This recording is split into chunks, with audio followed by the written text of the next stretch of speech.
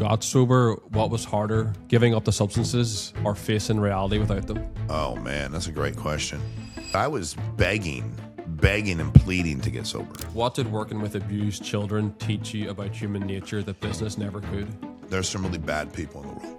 I got to a place at work where I was like, I will physically harm one of these guys. If I worked at my job and they're like, if you talk about your faith, you're fired, I'd have been like, fuck you, I quit. If you asked every kid I went to school with, kindergarten, 6th grade, middle school, high school, who will be the most successful in your class? Nobody would have picked me, including me. You give up the right to be like average and ordinary in all the things you're doing once you're leading people. I can do any job at any company I've been in. When I was in waste management, I could drive a truck, pick your dumpster up. When I was in construction, I can go to your house, I can roof your house. I can grab an excavator and dig a hole. Real estate, I was selling. Life insurance, don't even mess with me, I'll sell all of y'all. How do you maintain culture when a company grows beyond the point where everyone knows each other? Man, that's a great question. If you were evaluating a founder, what are the 3 things you'd want to know before investing in them? That's a great question because there's so many things I'd want to know. What gets a company from 0 to 1 million that won't get it from 10 million to 100 million? If one of those young men or young women sitting at home watching this feels like they're too far behind, what's the one thing you need them to understand that took you decades to learn? That's a great question. It took me decades to truly, that's why I'm so over the top about it, truly believe to my core. Mr. Shawn Meaike, I want to start with your childhood. Your mother never got to watch you play sports growing up because she was working 3 jobs to provide for your family. How do you think watching that level of sacrifice shaped your relationship with work and success? I think watching I didn't understand when I was a kid. You know, I just knew that like my mom worked a lot. I knew my brother and I got out of school, we went home, that she wasn't there. I knew that she got home late. I didn't understand our financial situation. You know, but I was never frustrated or mad about it either when I think about it back then. That was just like what people did. When I got older and started working, I mean, when I say older, even 15, 16, and I started to realize, like, I looked at my paycheck at McDonald's when I was, because you used to work when you were like younger, you get like these working papers your parents would sign them back in the day. And then I remember looking at my mom's paycheck and I was like, wow, like I knew I was like, I was in high school, so I knew I wasn't making any kind of wage to make a living on, but I saw how hard my mom worked for how little. And I always said to myself, man, I'm going to work I'm going to take the work ethic she has, but I'm going to find a place where I get paid a hell of a lot more to do the things. And I also wanted to enjoy when my kids played ball and did the things I wanted to be there. You know, so yeah, man, I think watching my mom work, my mom's the hardest working person I've ever met in my life. It's interesting because your good friend Deion Sanders, his mom never watched him play in high school, and it's interesting to see he talks about that story. That sort of gave him sort of a self-reliance or self-dependency, and obviously you've seen that work ethic and it rubbed off on you. Moving on then towards sort of late teens, early 20s, you've openly admitted that you suffered with drug and alcohol addiction. Do you think addiction comes from weakness or pain or something else? No, I don't. Listen, I don't believe addiction comes from weakness. I don't say that because I'm an addict, even though I'm sober now for a number of years. I think addiction, it depends on what the addiction is, right? Like you have to understand that there are things that are physically addictive. There are things that are emotionally addictive. There are drugs that you can become physically addicted to. There's some you become emotionally addicted to. I think people make poor choices. And also I do think people have addictive personalities. There are people I've watched drink, they smoked weed with me, they used cocaine, they ate mushrooms. Like, dude, they weren't addicted. They could do it on Monday and they didn't care if they did it again. If I did something I liked on Monday, you better bet your ass I was doing it on Tuesday. And I was doing twice as much of it on Wednesday. I didn't have a moderator, kind of a control switch, if you will. I do think that people tend to, I know I wanted to numb pain with substances. I know that I wanted to numb a lot of things that I went through at a young age through substance abuse. I know that. I know I started drinking and smoking weed at a very young age. And I know I did that I don't think mine was to fit in. When I say that, I mean, I didn't have a huge network. I played ball. I was friends with those people.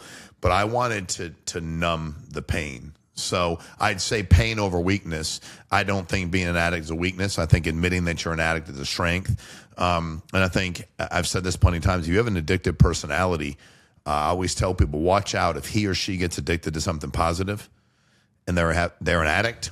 I got addicted to competing. I got addicted to winning. I got addicted to surviving. I got addicted to overcoming. You talk about your friend growing up. I mean, when my football practice got done at night, I walked home. And it wasn't, 12 miles, but it was a pretty good walk, and every once in a while somebody pull over and be like, you need a ride? And I was taught at a young age to not ask anybody to do anything for us. And I'm glad my mom taught me that.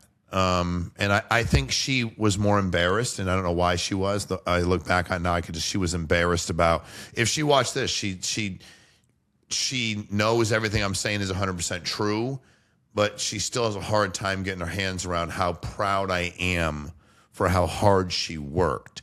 And it's not a slight on her. It's very much a compliment. But I think, yeah, man, I think you see a lot of, I'm not a big fan of when people say you're from a broken home. I was a social worker for years. There are a lot of parents that were married that lived in a fucking shitload of dysfunction. So I don't know that because mom and dad aren't together, that means your home is broken. I don't think because mom and dad are together, that means your home's not broken. I just think that as kids, it's hard to heal from a lot of shit. And I think the easiest thing to run to numb it all, to numb the pain, is substance abuse. So you mentioned numbing the pain. When you got sober, what was harder, giving up the substances or facing reality without them? Oh, man, that's a great question. Facing reality without them. I mean, giving up, you stop drinking and using drugs, you realize all right, man, okay, I'm a pretty focused person. I'm pretty committed to things. I'm pretty strong. I can do that. Then it was where do I fit? Who am I now? Because you live all these years as this one person. And you're okay, well, how do I have fun? Because a lot of people are well, how do I have fun? How do I fit in? How do I connect with people?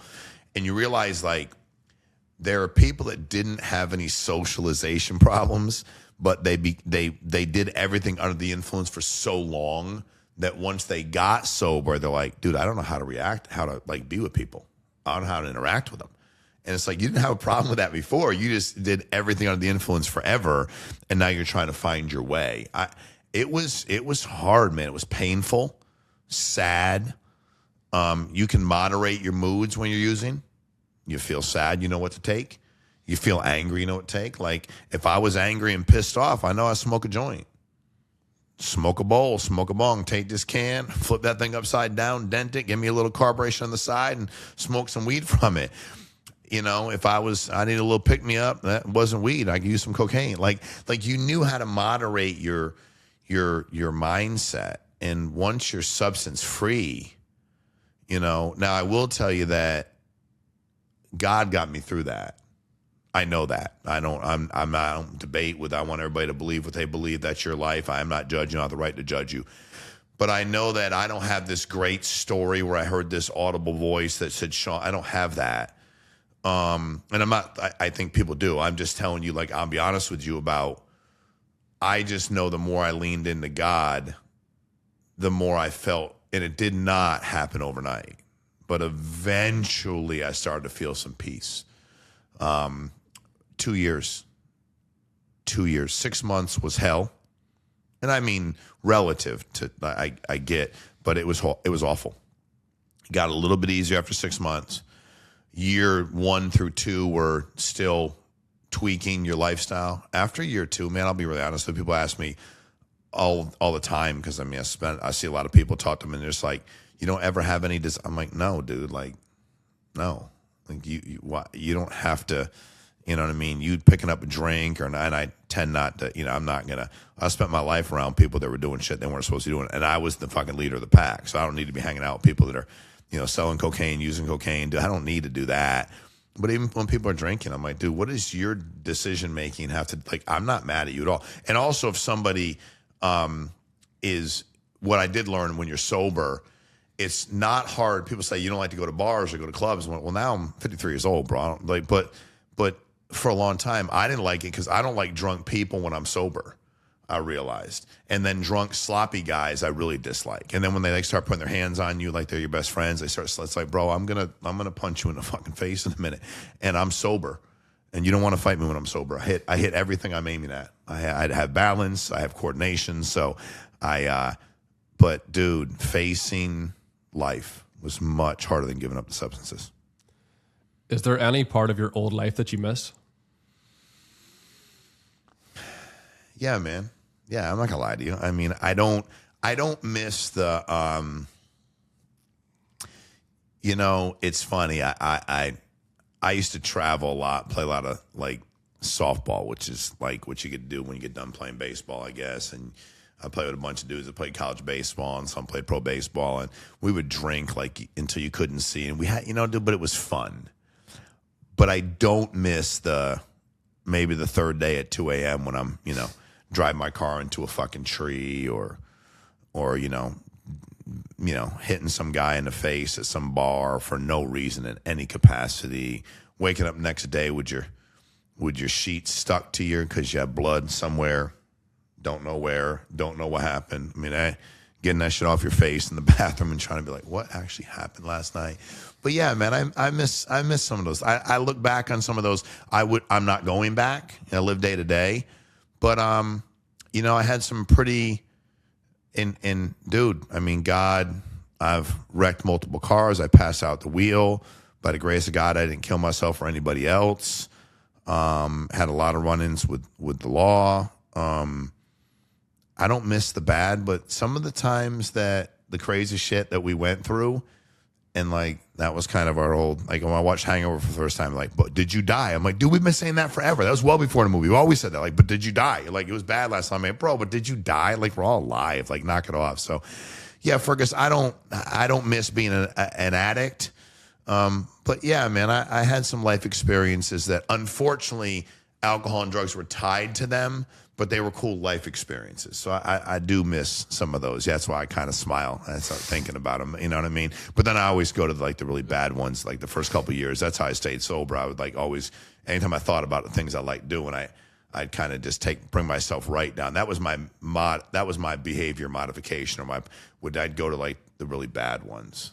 And then kind of like the adrenaline doesn't get me like, okay, I should go do something. But yeah, I can still remember the excitement out of, get out of work at noon and can't wait to start drinking. And man, I was, getting up in the morning at 5 o'clock, meeting my buddies for high school and drinking vodka and papaya juice and smoking a couple joints. And yeah, man, but I don't miss the negative outcomes and the pain I caused to people. I don't miss that. Got it. You mentioned your faith there earlier. 2 questions here. Has there ever been a season where your faith was shaken? And do you think success strengthened your faith or tested it? Yeah, I think my faith's been tested a lot. And I don't mean like I've had these. I think that, when you start praying for something to change, that God's timing's perfect. And I think, but there was times, dude, I was begging and pleading to get sober. And I think while I understood the things that I was spared, right, it could have been a lot worse. I could have been, dead. I could have been in prison for a long time. I still was like, but I'm praying for these other things. Why aren't they happening? My faith got tested when I was a kid. I didn't want to hear, a lot of things I heard. I didn't want to hear them from family members on both sides of my family. I didn't want to hear women when I'm way too little to do something about it, old enough to remember 4, 5, 6, 7, 8. I don't want to I wanted those things to stop. I think my faith was tested. I don't think I even really knew. I just was like, God, why? Like, why does this happen? Like, God, I don't. So I do. I think I think there are many times. And when I finally got my arms around, because that's the struggle, right? You go, well, God can fix anything. That's your struggle. Well, God can fix. Why isn't he doing this? And, my pastor said the other day, you have to understand that you people get so frustrated with the timing of it. And he said, what God really loves is the relationship you build with him. Not praying to pray, but the relationship you actually build with him. And with our free will comes consequences. And then when I got successful, yeah, dude, I think when I got successful, I think I'm like a lot of other, I lost my mind on some level. You know, I think that what I mean by that is I made some decisions I probably wouldn't have made. And I always thought, man, the only trap is, well, if you get successful, don't get out of control with your money, or don't get out of control with your ego. And then it's like, but you realize just because you're not over here acting like these people are doesn't mean you still have an ego problem, right? You're thinking you can do or say certain things. So I think early on, I think my faith had been tested plenty of times, and I've always known that, everything I want to like achieve and be as a human being, I'll get, I can achieve that through the Lord. And, I said to somebody the other day, I said, bro, the problem is you're trying to like sneak around and you like feel good about this and you did this over here. God don't need Life 360 to know what you're doing. God don't need to get your message. Like, he knows everything we're doing, saying, or thinking. He knows all of it. And I've made plenty of mistakes in my life. So I think when you start working real hard to live in God's image, allows you to kind of look back and go, damn, why was I acting that way or saying that? Or what was I doing that day? So yeah, I think my whole existence when I was younger and everything you talk about my mom was, I was just running to not be broke. So I had a purpose. Purpose was, I can't repeat this cycle in my family again.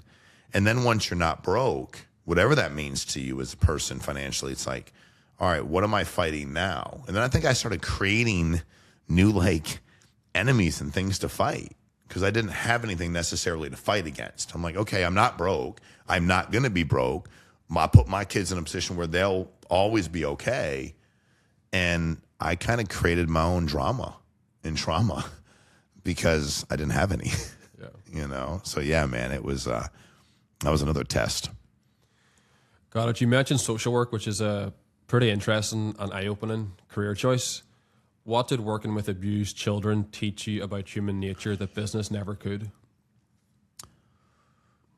That there's some really bad people in the world. That there are some really evil people that do some evil shit to kids. And an evil that I had never seen, to be honest with you. An evil I hadn't read about. You understand, when I was becoming a social worker out of college, there wasn't like this big social media deal. The media was whatever we watched it's hard to comprehend for you or people nowadays, but dude, we didn't have information. The movies we rented from Blockbuster were not these real life stories of the evil shit people do. So I think as much as I'd experienced a lot of weird shit and a lot of different stuff, I didn't realize that there's just a lot of evil out there. That being said, I loved my job immensely. I also realized that there were a lot of really good people that were working really hard to be a parent, and they weren't bad people at all. They weren't. They just lacked resources. They lacked good decision making. They lacked good role modeling from the people that raised them. So I was felt really good about being a champion for people that were working really hard to keep their kids in a good position. They may have lacked certain things. That did not mean that they couldn't raise kids. So I felt really good about that. And I felt, I was able to deal with the evil without, man, I'll tell you, there's a couple things that drove me out of social work. I didn't run to become an entrepreneur. I was an entrepreneur while I was a social worker. I had been really good where you could let me go to a hospital. I'm a human, so it had an impact on me, but I knew it was my job, and I knew I was better at it than my peers. Like, I could deal with things, go to work, leave them at work, until I had kids. I'll never forget the first time leaving, taking this little baby, because this one's a drug addict, this one's a drug dealer, this one can't not beat this one up, this guy's a complete piece of shit. And I got this baby that I'm bringing to this foster home, and my daughter's like the same age. It's like 3 months old. And it's like the first time, my daughter was born, so I wasn't at work for a couple weeks, and I'm back at work. But I hadn't really had an experience where it's like a kid the same age as mine, little baby girl, and I'm trying to leave the foster home, and she's nestled on and I'm laying on the couch, and the foster mom's like, man, she really is attached to him. I'm thinking, well, she just don't want that chaos. She don't know what she attached. And I'm looking at her going, this could be my daughter. And I remember just driving away, and then it started to become, I started to take it personally. And I'll tell you, dude, I stayed there for to my kids through when my daughter was probably 8, maybe almost even 9. My son was 7, maybe 8 and 6. Those were hard, and I got to a place at work where I was like, I will physically harm one of these guys. Like, I know that for a fact. Like, I will, these guys that are beating the heck out of their girlfriends in front of their kids, they shouldn't beat the heck out of their girlfriends ever, beating the heck out of their kids, sexually abusing their kids. I got to a place, there was a dude who had already killed a baby, did like maybe 11 months, shook the baby to death, got out, gets a new girlfriend, assaults her kid, and the kid's like 4. He's been out for like 2 weeks, and we get the report to go to the house. They're not there. The pediatrician, call the pediatrician. I have another worker there. They're like, yeah, dude, like she's like, kid's been abused. And he's on the couch, and he's like, doing this whole like pretending that the devil made him do it. And I was like, literally like, well, the devil should tell you to, like, you should assault me. Like, I'm just the point where all I want to do is beat him until he can't, like, beat anybody up again. And I just realized, like, I got to get out of here. I'm gonna fucking hurt one of these guys. And but people can be evil. There are some bad people out there. But also what I learned is you have to be able to, and I did a great job for the first 8 years. Like, but once I had those kids, man, I couldn't separate it. I just couldn't. And so I think I became an entrepreneur by default, where it's like, okay, I want to control my own income, but I can't do this anymore. I can't. And I got to get myself out of here before I do something I can't undo. And wouldn't that be some shit? Me getting arrested for beating the hell out of some guy. It's like, dude, he deserved every bit of it, So I'm like, I'm not going to have some guy put me in that position where God knows he calls the police on me, sues me, I lose my job, and I get arrested for beating the shit out of some guy that deserves to get the shit beaten out of him every day. No, I think I lost my ability to be objective and not be emotional about it. You've seen some dark incidents. Why do you think some people overcome horrible childhoods while others never recover from them? Choice. It's hard to say. It's hard to hear. I know that, and I know that it's hard to say. But I think those are choices. Me and my brother grew up in the exact same situation. We're 2 years apart. We grew up in the exact same apartment. Yeah, there might be things that, but for the most part, we experienced almost all the same things. And I think for me, my choice was that was never going to define me. I was never going to replicate those decisions. And honestly, I was going to rise above it. That was not going to be my fate. And I think there are people, I use my brother, if he watched it, I'm telling the truth. Like, he, to this day, can find a way to be like, well, when we were, I'm like, bro, like, almost 40 plus years ago, dude, like, you need to figure your shit out. And I don't mean it to be dismissive, but it's a choice. That does not mean that you don't think about it. Doesn't mean you don't address it. Doesn't mean you don't go through shit. We all do. And I could have made the choice to just continue to use substances and numb myself the rest of my life. But but I didn't.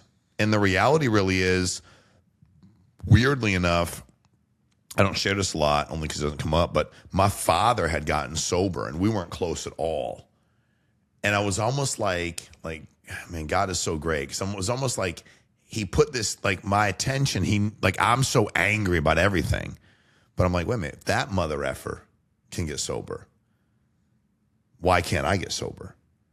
And it was almost like, and I never talked about it. I was never like, hey, talk to me about it. We didn't have that kind of relationship. He didn't ever tell me. And if you had asked him back then, he wouldn't even have said he had a problem. You know what I mean? And I still to this day don't know why he chose to, you know what I mean? And we have such a, we have a relationship now that I'm happy we have. You know what I mean? He's my father. And, and it's not my job to judge anybody. It's just not. And, but I think it's a choice, man. I watch people every day and it doesn't mean you act like the things didn't happen to you. And listen, there's some horrific things that happen to kids too. So I've seen some horrific sexual abuse, some horrific things. And I think also you need the right people around you. I think if you make choices to continue to struggle, like if you make a choice to not address what's happened, that's hard. Then if you make a choice to surround yourself with people that are not healthy, that's harder. If you make a choice to numb yourself through drugs and alcohol. So all these choices add up and they put you in such a difficult position. Now, the other choices are hard. Be sober, hard choice. Get a new network of people to talk to, hard choice. Find somebody to talk to, whether it's a therapist, a pastor, whoever's important to you. That's a hard choice. So these are all choices. So, yeah, I don't think you're destined. And I do believe, I said this when I was a social worker, and I said to kids, I'd be like, listen, and I never hid from my faith. And also back then, we didn't ever, and I still would have talked about it anyway. So if I worked at my job and they're like, if you talk about your faith, you're fired, I'd have been like, fuck you, I quit. But I would never have done. That's not me. You don't get to tell me. Just like I don't get to tell you. I don't play with me. So like I could talk. It wasn't like people never called me and be like, why is Shawn doing that? Like we talked about that stuff. We talked about our faith. We talked about it in school. We prayed in school. I didn't go to a Christian school. We didn't go to private school. I didn't have any money. So for me, I was never like, I'm not. So I would tell the kids, listen, I've seen so many kids go through things similar to you, and I know God's got his hand on you. And then these are the talents that you have been given. And I had met so many kids, man, through so much, had so much talent, musical, art, athletic, like just like you're like, wow, look at how talented he or she is at that. And I was like, dude, this is your past. It doesn't have to define you. It will be part of you, and it will dictate the decisions you make in the future. And choice. I think it's a choice, unfortunately. And I think some have more to overcome than others, but I do think it's a choice. I'm going to move into leadership, but I think this links to what we're talking about. So through building organizations and through your social work, what have you learned about human potential? Limitless. I think if something doesn't require talent, the potential is limitless, right? Like I can see that behind me over this Kobe Bryant thing, right? Got those pictures of him, the numbers he wore. And I think nobody disputes how great his talent was. But also, like, when you just think about his mindset, like, there was nothing about his mindset that every single human being couldn't adopt.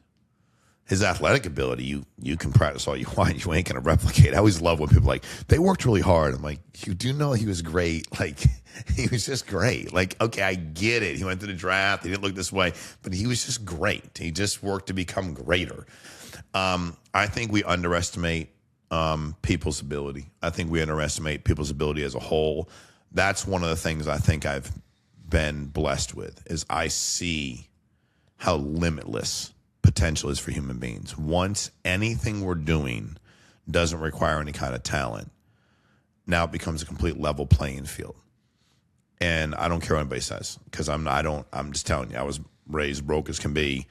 And I don't care about who's made more money, what is an adult. But if you asked every kid I went to school with, kindergarten, 6th grade, middle school, high school, who will be the most successful in your class? Nobody would have picked me, including me. I would have picked me. Who would be this, like, what kind of level of this or income, whatever? Nobody would have picked me. But at the end of the day, it's like it's a level playing field. It doesn't matter if this kid's parents did this or he went to that school or she went to Ivy League school. None of what we're doing, what I'm talking about, requires talent.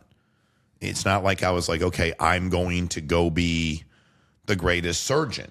I'm going to be a thoracic surgeon. You're like, okay, we got to go to school. Okay, I didn't have the money to go to school. I didn't have the time. So I'm talking about like the things I chose to do in life, to compete, to work my ass off to be a good parent, to work my ass off to be a good coach, to work my ass off to be a good provider, to be a good entrepreneur. Man, we're really limitless in what we can achieve. And I think we just put so many limits or allow others to put limits on us, which is really sad. Like it really is. And you can see it in people's eyes when you meet them. Like you can just look and be like, God, that guy, like you can tell he don't believe in himself. Then you're like, why doesn't he believe in himself? He probably has a low self-image. Why does he have a low self-image? Everything I've read, and I've read a lot about it, and I studied it in college, which was quite a long time ago, but lack of unconditional love tends to create a low self-image. That's why I told my brother and I were told that you're loved every day by my mother. My mother may not have been in any games. My mother been working her ass. My mom was out doing her own thing when she wanted to. My mother, that's fine. But when we were in close proximity to her, that lady never, ever, ever forgot to tell us, hey, man, I love you. Ever. Never. And it was just like, you knew that like, okay, I got arrested. Miles going to pick me up because I'm 14. And the first thing she's going to say is, I love you. She might say a lot of other things. She might be mad. Sometimes she freak out and start giving you one of those beatings when she's driving. Like those are unsafe beatings. When she's driving a Buick Regal and she's smacking you too while she's driving because she's freaking out and screaming. And sometimes she's just said it with her mouth. Sometimes she didn't say anything. But what she said every single time was, I love you. So I think with the right support from people and unconditional love from the right people, we're limitless in what we can achieve. Talking about unconditional love and believing in people, you've probably led tens of thousands, if not hundreds of thousands of people. What's a leadership lesson you had to learn that cost you a lot of money before you learned it? That people like to be led the way people lead the way they like to be led. And I did a lot of leading for a long time the way I like to be led. And the money, not that I wanted it to cost me the money. It cost me a lot of money. But more importantly, it cost a lot of people a lot of success because I was so busy leading the way I like to be led. So I'm like, okay, I like to be screamed at. I like to be challenged. I like to be like, you double or you die. You do this, you do that. And I liked that. That's how I wanted to be led. So then when in turn I start leading, I'm like, okay, that's the way I should be leading, right? This is the way I like. And I just started watching relatively early on, like, man, people aren't responding. And then you have this, I need more people that are like this instead of this. And eventually one day you're like, no, I just need to grow up. Like there are all these different people, and the greatest asset every company I've had that I built that was successful was the diversity of people. Well, you've had the diversity of people. How do you not have a diversity of leadership? Well, you just have people that everybody has their own lives. We have so much experience. Everybody's got so many different backgrounds they bring in, but we're all going to be led the exact same way. So I really learned to watch, take in, pay attention, and lead in many ways. I'm still who I am. I still enjoy being led the way I enjoy being led. But if I enjoy that, then I have to understand, how do you like to be led? Because you're going to lead the way you, and then being able to teach you, hey man, I know you tend to do it more this way or this way. I mean, you're very passive. You don't talk. That's what you like. You don't want hands-on. You don't want any information. You want to be left alone. I get all that. These guys don't necessarily feel that way. So you're going to have to change and me being able to be more of a chameleon and lead in so many different ways allowed me to replicate that through so many different people. So I think it took me a while to learn that, but man, then I got really good at it. Like even coaching sports, to be able to pull a kid aside and be like, hey man, listen, I know mom's over there and I know she ain't been to a game in 6 months and I know this is hard for you. And I know dad just got out of prison but like, talk to me, bro. Like, and what I used to think was he or she don't want to talk to me. He or she don't like me. He or she doesn't, you take it personally. As opposed to going like, dude, I'm just getting to know some people. And you know what? This kid's got mom and dad sitting in the stands. They ain't missed a damn game. He probably needs to be yelled at. Shit, he ain't never yelled at. He ain't never told he's doing anything wrong ever in his entire life. And there's not knock on him, but it's like, okay, he needs some of these things. And then going, this kid's teetering right over here. He's a great talent, but he's teetering. Hey, man, come here for a minute, dude. Yeah, I know, dude. We do some stupid shit here. But how you doing, man? For real, how you doing? Good, coach. All right, I'm just checking, man. You know, I love you, right? But not because of what you can do for me. I just, as a human being. And I think I thought back about my athletic experiences growing up and what I realized, and I don't mean this is a knock at any of them, I had a lot of very conditional coaches. The minute I was done with them, when they were done with me, I should say, whether it was like a 13U team and I became 14, now I ain't on your team anymore, whether it was my buddy sent a plaque the other day. His wife sent a picture of this plaque of us and this 13, 14, and 15-year-old all-star travel team. And we, traveled all over New England. We had a really good team. And I was like, man, this guy played high school ball with this guy. I played college ball with this guy. But I remember looking at it and thinking, these 4 coaches, the second our last game was over, even though we lived in the same town, I ran into them all the time. They never, ever, ever, ever spoke to me ever again. And while I was on the team, because I was good and an important asset to the team, they could not have been any nicer to me. But I realized it was purely I think what I learned was that's okay. I'm not going to do that to kids, but I get it. I served a purpose for you. And I think I derived a lot of my success early on because I could produce. Whatever it was, I could produce. If you're like, hey, we're going to deliver packages. I'm like, okay, they will like me if I deliver more. I'm going to produce. How many do I need to deliver in a day? Well, you have 140 stops in this route. Okay, how long does that take? 8 hours. I'll do it in 5. Okay, you need to unload this truck. That typically takes 32 minutes. I can do it in under 25. I was always trying to earn the love and respect from the men that were in the positions above me. And that just came from, not having it when I was a kid, my dad not being around and me seeking it out. And I think I used to get frustrated with coaches. So I was like, I would get close to them, and I was like, and even though I was like kind of an asshole as a kid and I was presenting like really tough, I really wanted them to like love me as a person. And I really did. And I think that I just started every time it happened, I was like, all right, man, like nobody cares about you. So you got to care about you. It's like, no, people care. Like you just got to find. So I was like, okay, but then I adapted so well to that environment where it was cold. And I was like, dude, I'm totally good. Like we're going to do this. I'm going to perform for you. I'm going to perform my ass off. You're going to fucking love me while I'm here. And then when I'm done, I'm going to be done. And I think one of the coolest things now is seeing people I coached 8 years ago, 6 years ago. I'm like, hey, coach. I'm like, I was coaching you when you were 16, 17. Now you're 25. And it's just cool where like we still have, and I love them. I care about them. I want them to be okay. I'll just randomly think about these 4 dudes. I'll be like, I hit them up. I see these 2 kids a message the other day. I haven't coached them in forever. I was like, hey man, I was just thinking about you both. Hope you're doing well. They're brothers. I hope your family's good. Like, hey coach, thank you so much. I was thinking like, dude, my job ain't done, but I'm still here. I don't know that you need anything or not, but I'm still here.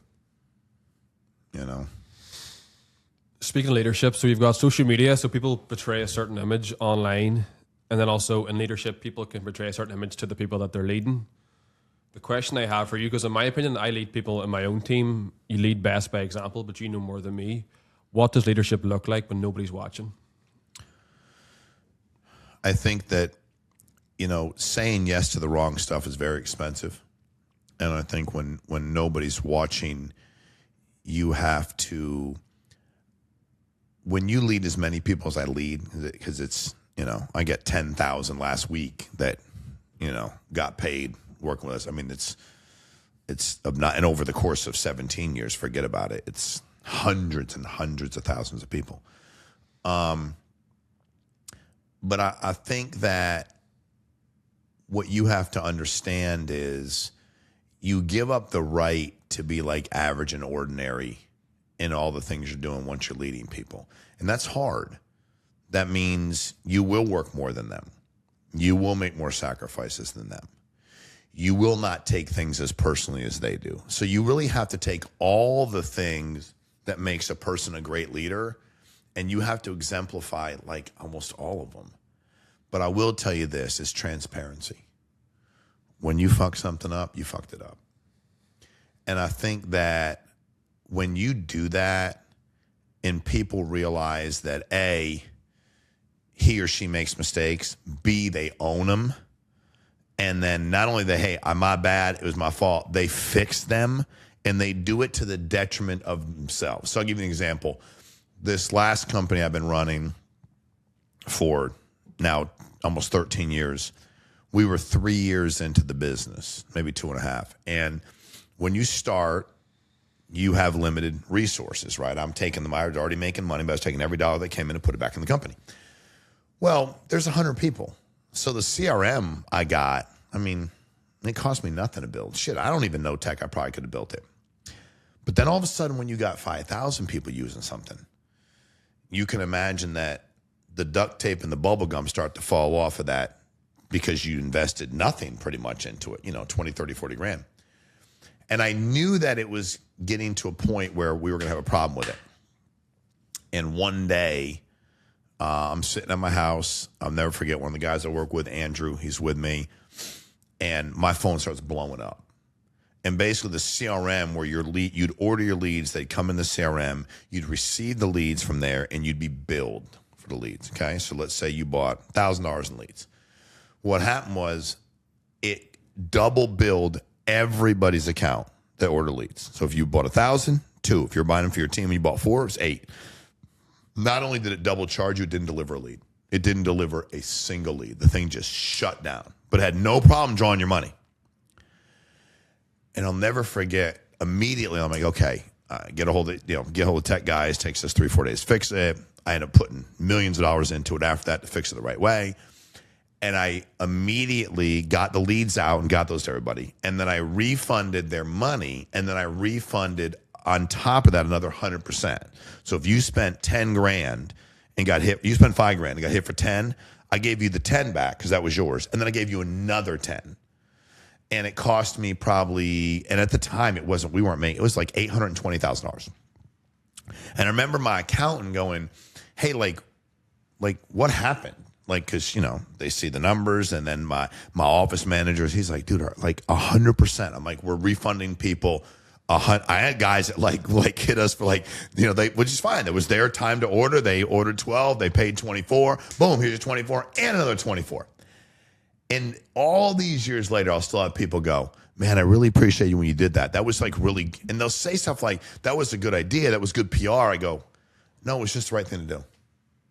It's just the right thing to do. It was just the right, because as a leader, you can never, if you've not done every job at your company at every level, you should start trying to spend some damn time doing them. If you're so far above everybody you think and you can never do them, good luck. I've been that guy sitting at his dining room table waiting for his leads to come in when I was a social worker and doing this part-time. And I know what that would have done financially to me when I started. I remember being a real estate agent at 21 years of age. My leads were $100 a piece waiting for those leads to come in. At 21 years of age, trying to pay my rent.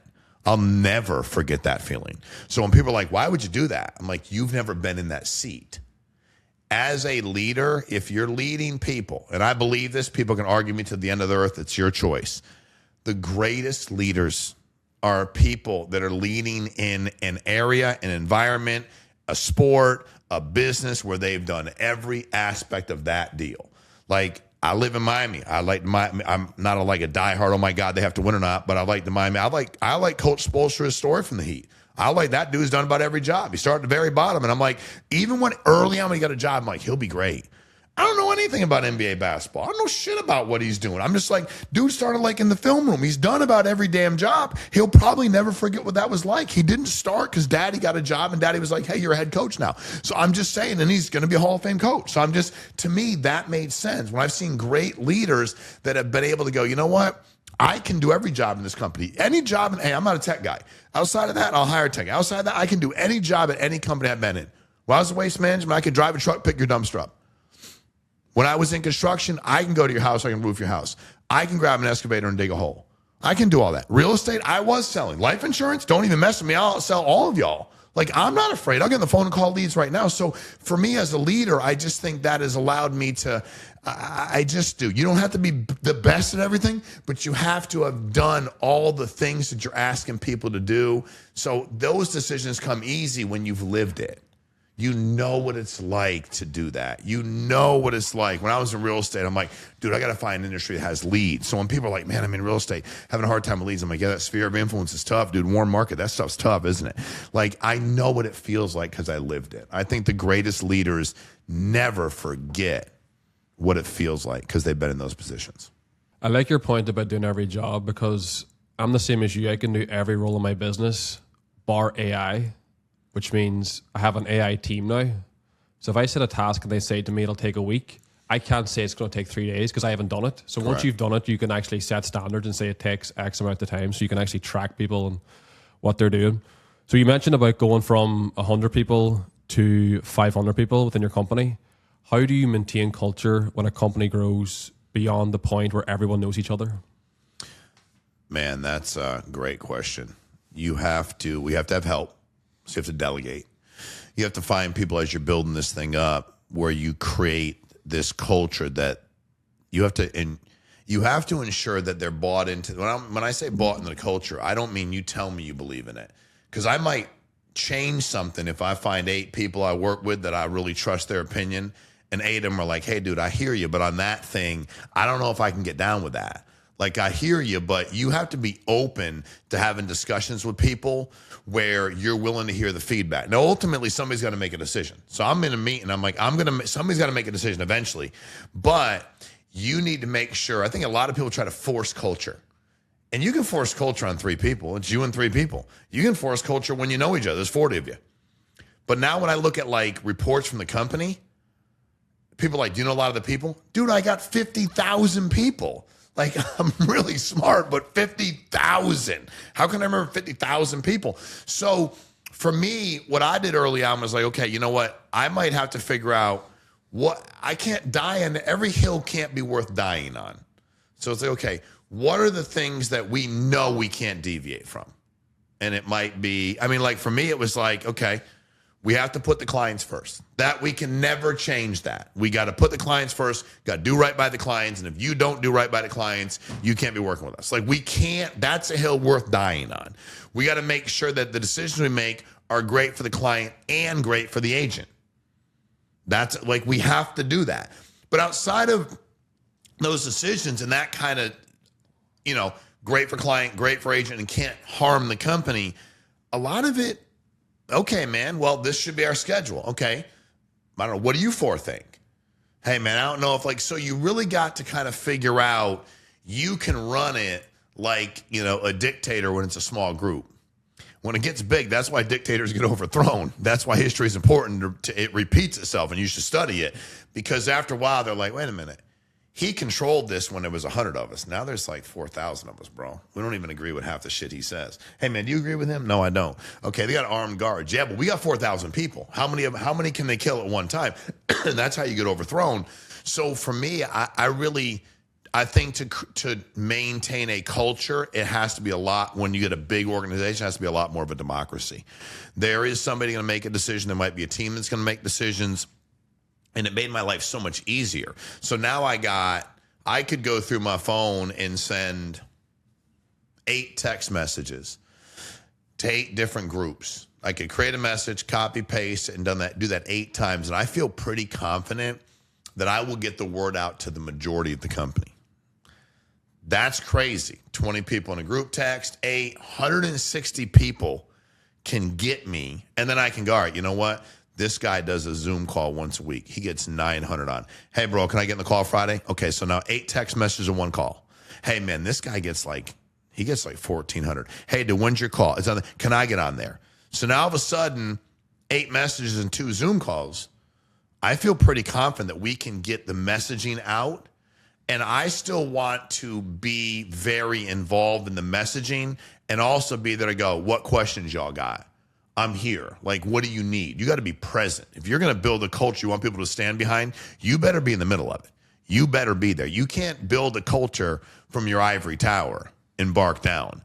You just can't. It doesn't work. And I've seen too many people. It's like my man said in that movie Black Hawk Down, where they're in Somalia, and he's like, well, that's just imperfect. And he's like, I don't know, man. Circling above where y'all are, it's imperfect. Down the street, it's unforgiving. Like, we're in the war. Don't ever dismiss us. You up there, we don't like your plan. Ain't nobody gonna hurt you all. You're supervising us up from a place where you're not in danger. They ain't got those kind of weapons to get to you where you are in Somalia. And I think for me, I'm always evolving too, where it's like, just because there was something we did, let's take the insurance company, for instance. Prior to COVID, we didn't make any sales over the phone. We were all face to face. And I can remember people telling me, hey man, we really, and I was just like, we do it face to face. It works. I know it. I know the profitability for people. Well, guess what? COVID happens. And we're all home. And we're not going to people's houses. So I think what I learned from that was, man, I had some really smart people give me really good advice prior to that I didn't take. And you know what? Okay, cool. That's something. And then I started going, hey guys, why weren't you, like, I blame me, but next time you need to start talking to me like, I want you to come back over the top. Okay, I pushed back. That does not mean it's like, that wasn't a hard, that was a hard no, like, come back to me and talk to me. So you have to have a leadership group where you're having conversations with people. I've learned that. My meetings early on were me talking to them, listening. Now I was just on one. And I'm like, okay, well, hey, what do you think? Hey, man, let's get him on here. What does he think? All right, let's reconvene. That's your plan. You're going to need to get these 8 people on here. Hey, bro, can you reach out? Yeah. And now all of a sudden it's a cumulative effort. Culture isn't run, dictated, and controlled by one person. If it does, it doesn't last long. So I think you need to become great at delegating, great at including, and great at being open to changing.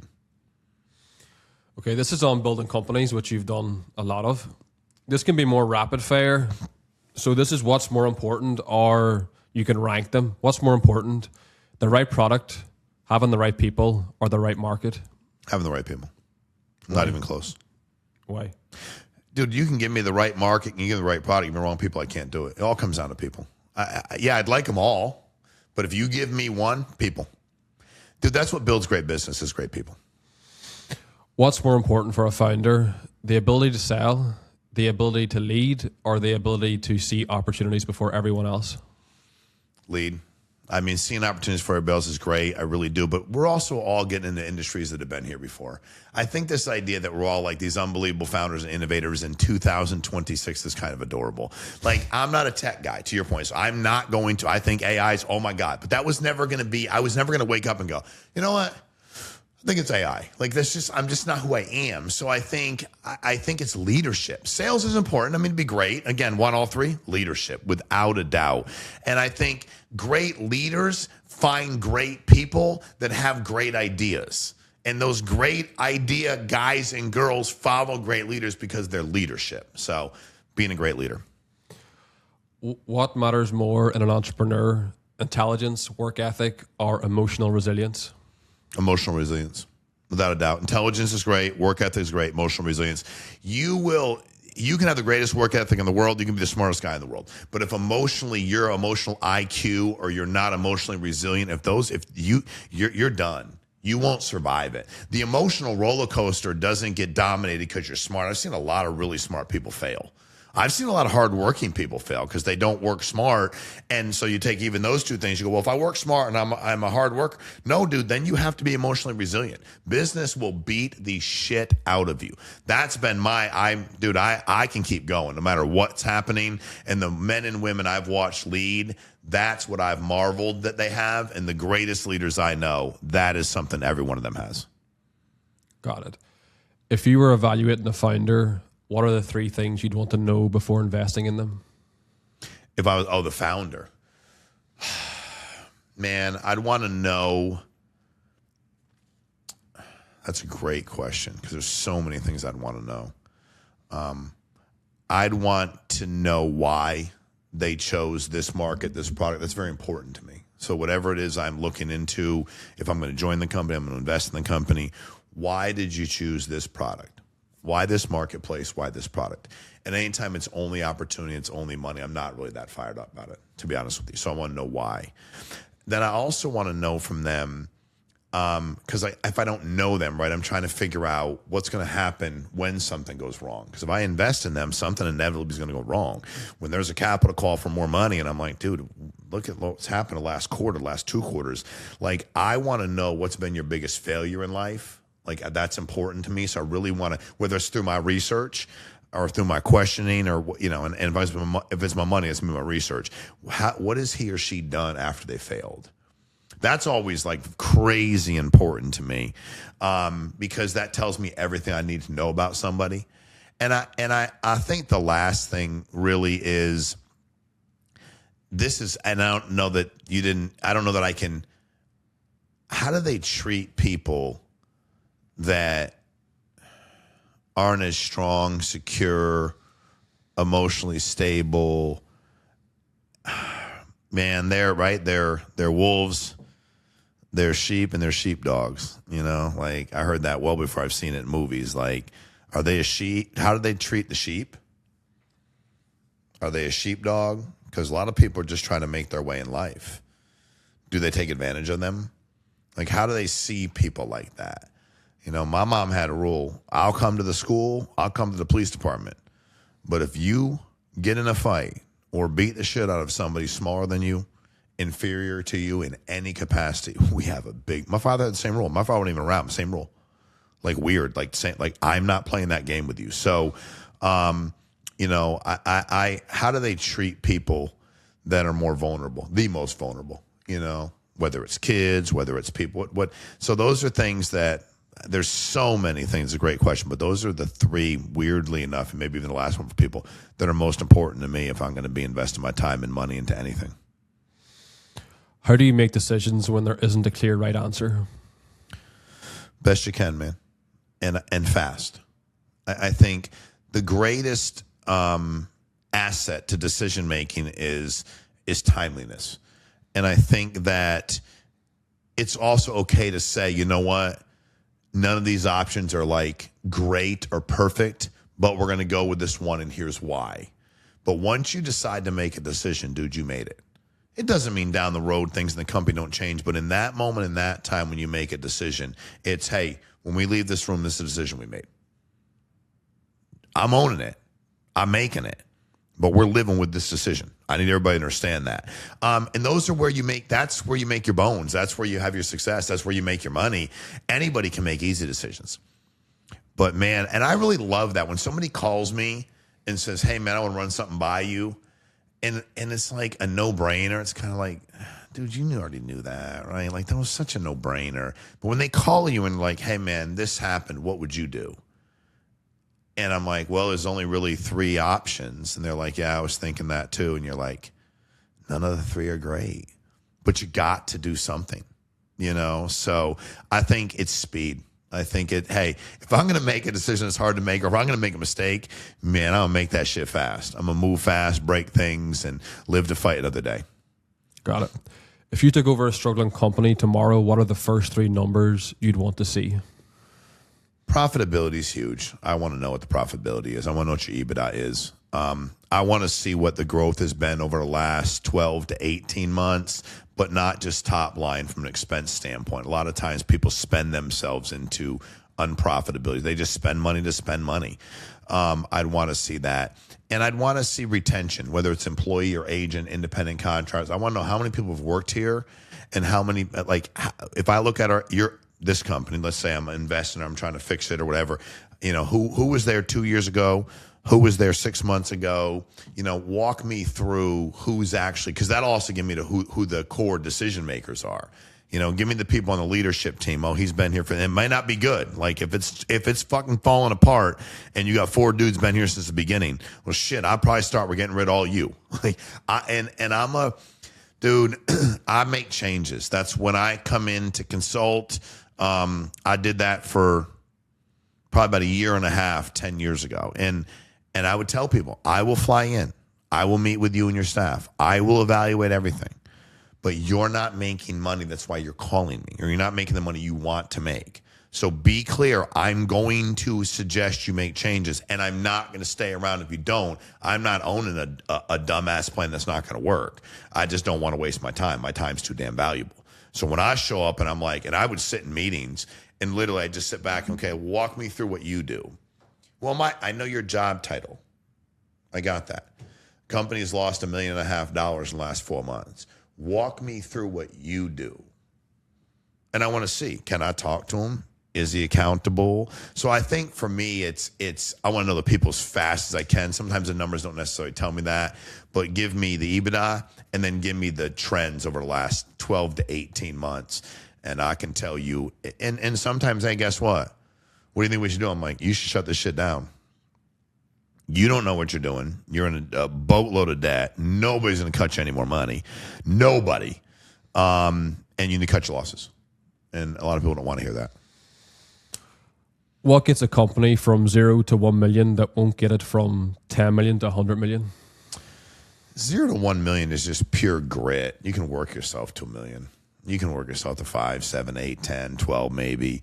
But get to 100 million and you have great culture. You need to surround yourself with great people. You need to invest in the right areas. You need a growth plan that people stand behind. And you do need to surround yourself with people that are willing to do what it takes. Because getting to 100 million, I mean, I can tell you getting this company I run now to $1 billion annually, man, it was that we had sheer work ethic got us to 10, 12, 15, but to get to 100 million, let alone $1 billion, man, you got to become a real company. You get a real infrastructure, and I think that you have to have the right relationships. You need to cultivate those, and the leader has to keep growing. The relationships I have today compared to, I was just talking to a guy, and he's like, this guy wants to talk to you. He's the CEO of they're probably Fortune. They ain't 100, but they ain't far the top 100. And I'm like, dude, I have no problem. I'm just busy. And he wants to talk to me because he knows this other guy that I know. You know what I mean? And it's like, but I'm going to because there's some synergy there, and it would benefit some other things I'm doing. So, but I've continued to grow and change. That leader has to evolve because the leader's evolution allows him or her to create more relationships and synergy. That's going to benefit. If you want to be that big, you're going to be looking around and you're going to be talking to people. There are very few companies in America, privately held, that are like, hey man, we do $1 billion a year, bro. Very few companies have EBITDA of $100+ million a year. So I think. You have to change I had a guy heard him say it one day. He said, you redefine the nature of your associations. You just kind of have new networks of people to be with. So the leader's got to evolve. What separates companies that last 20 years from companies that have one good year? Humility. I think that, there's a lot of things that people could do wrong in a year, but I've also seen a lot of people die in their first 2, 3, 4, 5 years because the men and women that are leading are so enamored with who they are that they starve everybody from the attention and the credit that they deserve. I'm a huge, huge fan. One of the things I do at events, my favorite thing to do at events actually, is I'll go speak at events if it's my event, and I'll come up at the end and I'd be like, all right, everybody in the first, we'll have thousands of people there. I'm like, okay, there's 4 different sections. Let's go to row 12. All right, everybody row 12. Row 12, hold your hands up. Okay, nobody behind them. You're not eligible. Everybody row 12 and up to row 1 who's not been on stage today, which is like 200 of the 3,000 people, come up on stage. Like, don't run anybody over, but come expedition. I need you up here. And getting them up there, and I'll have 400 people behind me, and I'll let them see the way that it looks from stage. And at the end of the day, it's understanding that, bro, we need to build the culture. We need them to believe in themselves as much as y'all do. Companies that don't get that big never try. They just want to hear themselves talk. Matter of fact, let's use the agenda we have. I do these events with, we'll have 10,000 at our annual convention, and I'll have 300 speakers. Nobody does that. The guy just sent us an agenda for a thing. It's like 5 speakers. And I know them. They're not really that, like, they're not that good. And it's the same people spouting for an hour and a half. And you know what that tells everybody in the audience? You can't be me. When I get 300 plus up, then I bring more people up and get as many people touch that stage as they can. And I get people that are 22 years old, never spoken at an event, get up in front of 10,000 people, and I prep them, and I do calls, and I do meetings, and I speak life into them, and they get out and look at 10,000 people and do their deal. Oof, you can get to billions a year. Credit. I don't want any of the credit. So I'm like, okay, I'm in charge of the company. I take no credit. None. Okay, 100% of the credit still able to give away. All right, leadership team. Y'all take no credit, right? Grow up. No, it's not that. We have great people. Always very great people. Shawn, we have great people. Shawn, your real estate company, I have great people. Waste management, I have great people. Life insurance, I have great people. I think that's how companies get to hundreds of millions. Moving on to success, fulfillment, and legacy, do you think becoming wealthy made you a better person or just a more powerful one? Man, money just magnifies who you are. It doesn't make you a better person. I don't think it makes you a worse person. It depends on, like, again, choices we talked about. I don't think that wealth has made me more powerful. I know people will argue. I mean, there's things I can do that I'm able to make more decisions. I'm not able to, money doesn't tie me down in my decision making. But I think it's allowed me to have more of an impact with people. It's allowed me to do things with my money that I want to do, that I don't want to be like, hey, look what I did today. I want to show you how much I don't like. I think the power has become in the blessings that I've received and being able to give back and bless other people. That's been amazing. But I don't think that, and I don't like that. I mean, when I say the question is a great question, I think when people start going, you know, I never thought I was not a good person when I was poor. I never thought I was a great person when I was rich.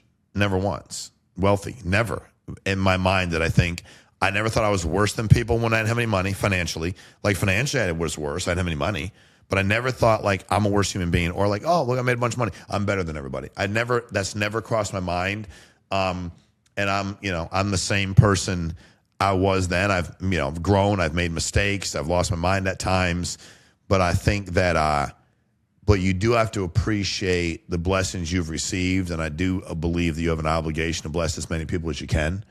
And I think that also, I always told people when I was working as a social worker, like, people are always so judgmental. Like, look what happened with this guy. Look what happened with this guy. And I'm like, dude, you're one bad decision away from having that life.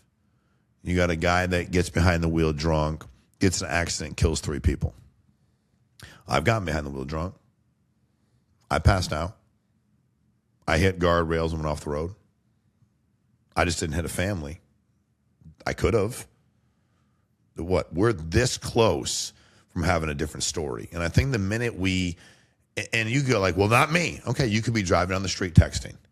You could be in a road rage. You could be mad about something. You can make a decision in your life that in a millisecond changes everything for you.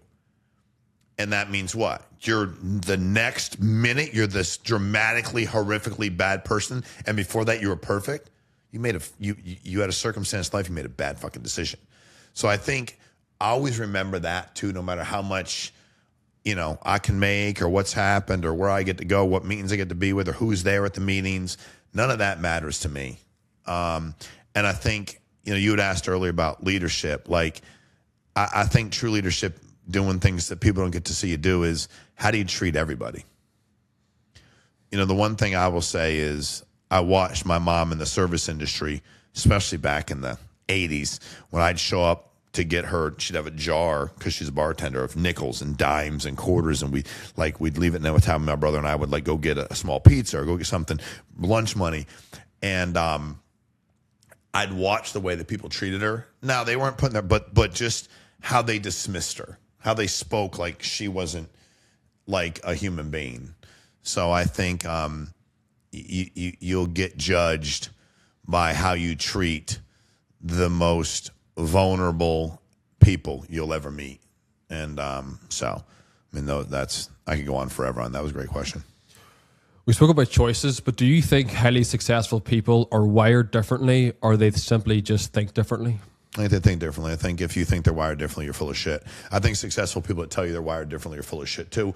I told the guy one day I was he's works at a publisher, and he's like, you just got to stop. We can't publish the book because you just keep telling everybody that. Like, he's like, I'm not trying. You need to tell them what sets you apart. You need to tell them and I'm like, bro, you need to take this shit up with God. There's no gene in your body that says he or she's going to be a successful person. They made a choice. Successful people make fucking choices.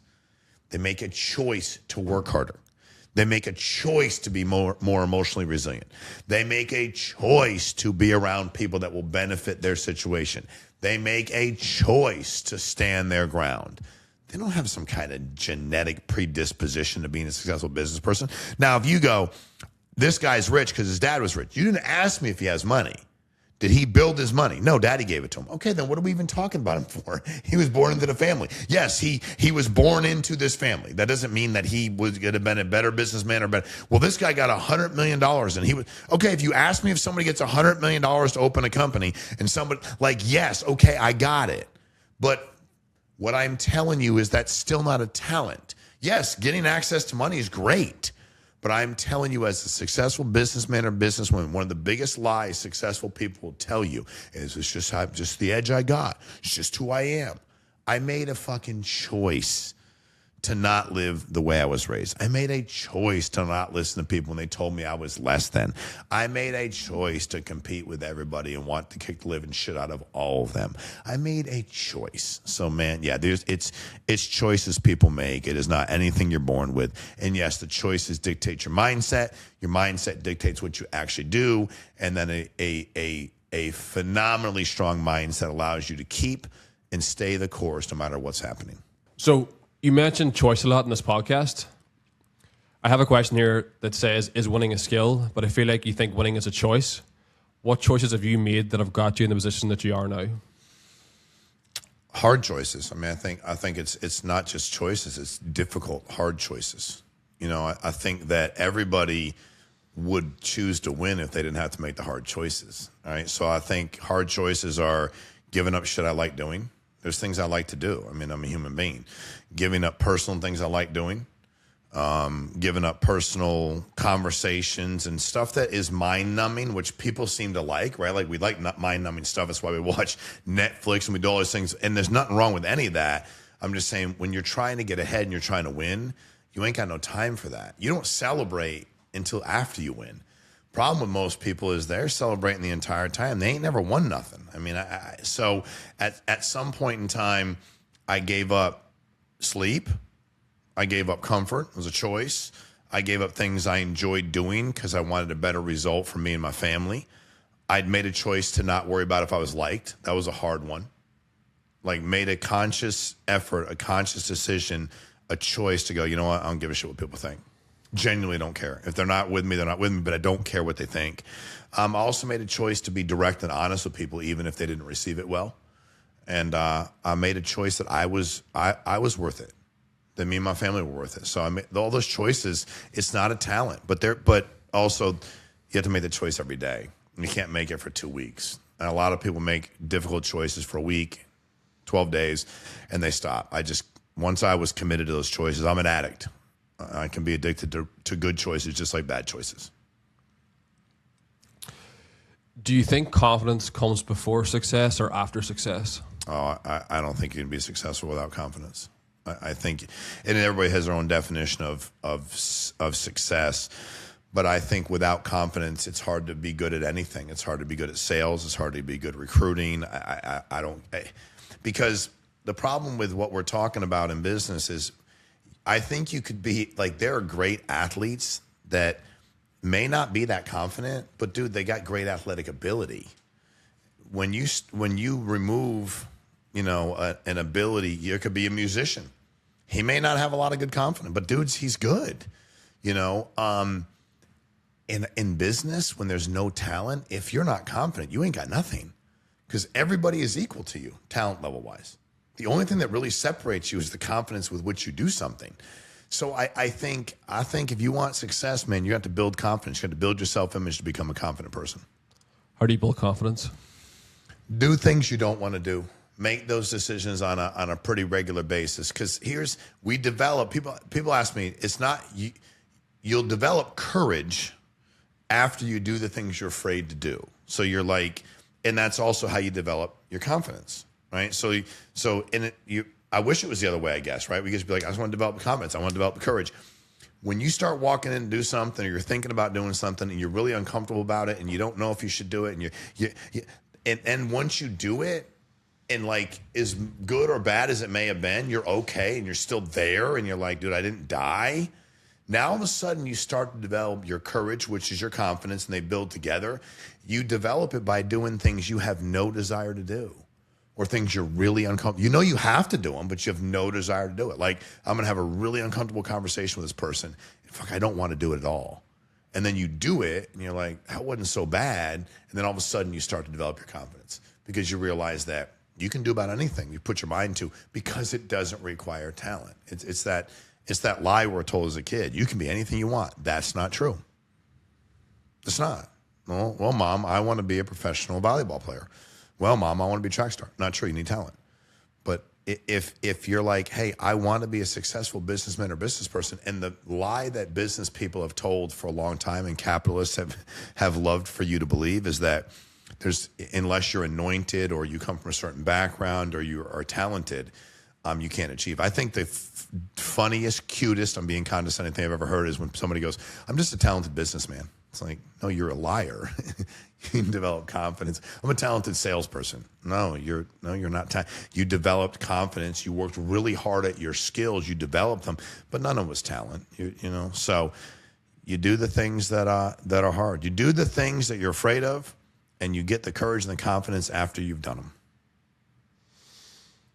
If you could only teach an aspiring entrepreneur 3 business principles, what would they be?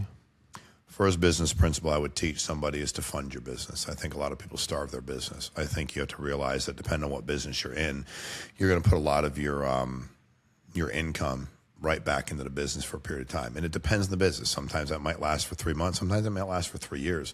But if you starve your business, and you will end up going out of business. Number 2, I think aspiring entrepreneurs need to keep their head in the swivel and always keep looking. I think that when you aren't always looking for what could go wrong, aren't always looking for how it can be better, aren't always looking for potholes and pitfalls. And I think the reason that aspiring entrepreneurs don't do that is the last one. They don't seek a good mentor. You need somebody. Dude, you need somebody with a roadmap. And whoever that is, that's for you to figure out. But you need somebody with a roadmap. When you are struggling doing something and somebody else in the business is good at it, you need to find a way to get them to mentor you. And you also can be mentored without them knowing it. Meaning you can make a decision to go to meetings. You can make a decision to watch when that person, when he or she speaks. You can make a decision or try to get into smaller meetings. Hey, I know you're all doing this training today. I know it's not on my team. Could I come check that out? You'd be shocked how many people are dying to teach because there's so few students. So I think those are the 3 things I would teach you right away, because they're paramount for your survival. On the mentorship topic, you must be inundated with people wanting you to mentor them. What grabs you in terms of you wanting to mentor someone, and how should someone go about seeking mentorship? What grabs me is when I like real and raw and authentic, because real, raw, and authentic I can work with. So when somebody reaches out to me in some capacity, you know, and it's so real that you can feel it. It's palpable. Like, you know, what they're saying is honest and transparent. And if you're smart enough, you're going to learn to disseminate between fact and fiction when people are talking. And I like people that have gone through some pain and aren't afraid to talk about it. I think that one of the greatest gifts that my upbringing brought me was nobody did anything for me, ever. Never. There wasn't I didn't sit down with my dad and have a conversation with about anything. He wasn't there. Like, I know my dad. My parents split, but my parents split. My mom worked 3 jobs. So, I think when I feel that in somebody, and whatever your pain is, it could be the pain of you've come from a really good situation. You've never had any failure. I mean, as long as there's genuine pain, that draws me. And the way somebody should go about seeking mentorship is to be bold. one of my mentors now, it's easy for me to say, it's easy for somebody to say, well, he mentors you now or talks to you because your business kind of works with his business and he's a billionaire many times over, but you make him money when you do things. That's all true, but he was mentoring me before I was doing anything with his business. And I think for me, I was really bold.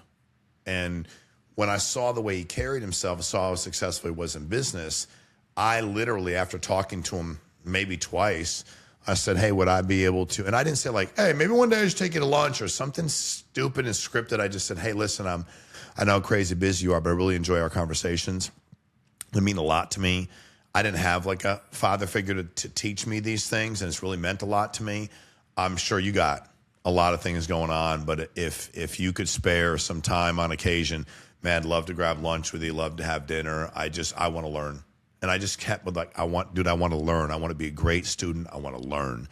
And I think that's attractive to people that want to mentor, because, when you're coaching, you want to coach somebody who wants to be coached, right? You're mentoring. So I think you have to be bold and authentic. And if your pitch, because it is a pitch, if your pitch is the same as everybody else's, I'm this age and I want to get completely rich and I can't wait. And what am I going to message you about, bro? Congratulations. I'm so motivated that you want to get rich. I've had this stuff going on in my life, Shawn. I'm 28 years old. These are things I've been through. But I'll tell you what, man, I watch my mom. She struggles, and I see what I want to do for her. And I have a little sister, and she's, much younger than me. She's 14. I was just me growing up. Like, you tell me your story, and then all I want to do is find a way to build a business that makes me enough money to live a good life, be able to help out the people that are important to me. And maybe you ask me one simple question, meaning I don't mind answering a complex question. You might not want a complex answer. But if you give me something that really can benefit you, that's a good question, it's straightforward, it's quick, and it's simple, then that might start the relationship. It might not, And also remember, quid pro quo. I think the mentors that I always understood my strengths. I thought like, okay, what do I bring to the table that these guys might not have in their lives, right? Like, weird to think because they're so successful. So I'm like, what is it that I bring? And I'm like, I'm real and raw. I bet most people in their lives are not real and raw. So they're going to learn not necessarily about the business because they know a hell of a lot more about the business. They're going to learn a lot about people. I also have a background they don't have. So I get to talk about, I do think they feel good about being able to help somebody that didn't have what they had growing up or their kids had growing up. But also I know I'm different the way I approach things. I know I'm aggressive. I know I have an attitude where I don't give a fuck. I know that. I'll never forget one of my mentors. I was at lunch with him one day and he just stopped me and he's like, hey, you cuss a lot. I said, okay. And he's like, can I ask you why? And I was like, yeah. And I love I was like, I think I cuss less than I used to, but I know I still cuss. And also you have to understand my entire life, that's the way I communicated my frustration and my anger. And part of it for me is an outlet where instead of me like wanting to put my hand through the wall or lose my mind, I'm like, blah, blah, blah. And I won't take the Lord's name in vain and I won't do that. Not that that makes the rest of it still wrong. I know it is. I read the Bible. I know. And I'm like, I'm working on getting better, I said. But it was nice to have somebody like, I just like these, and also like I'm different than what he's used to and who he's communicated with. And I think people like different. I think different intrigues them. And I think they want to learn about the difference. So I've always stayed authentic to who I am and been very, very bold.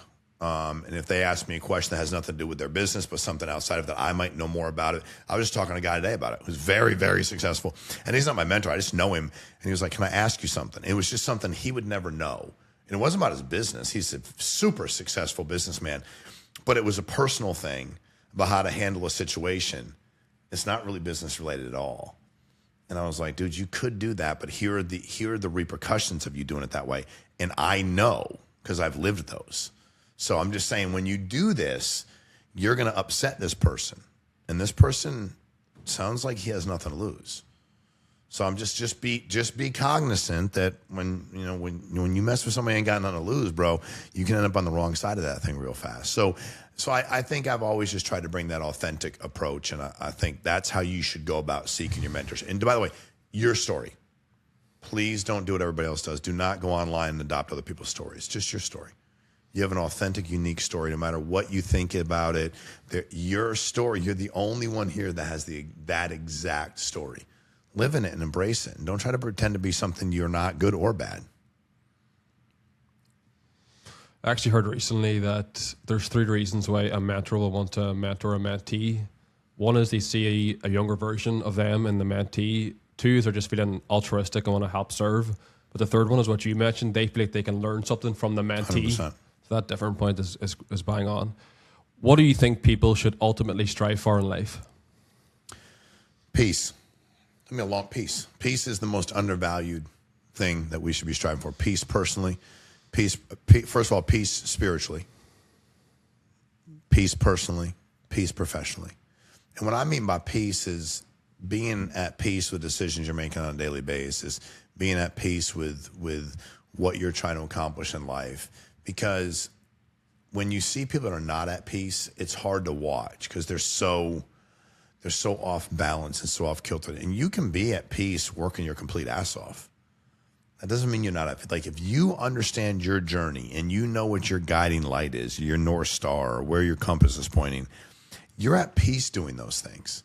And I think that a lot of us seek chaos. Matter of fact, a lot of people do well in business and they actually literally jack it up because they are so used to the chaos in their life.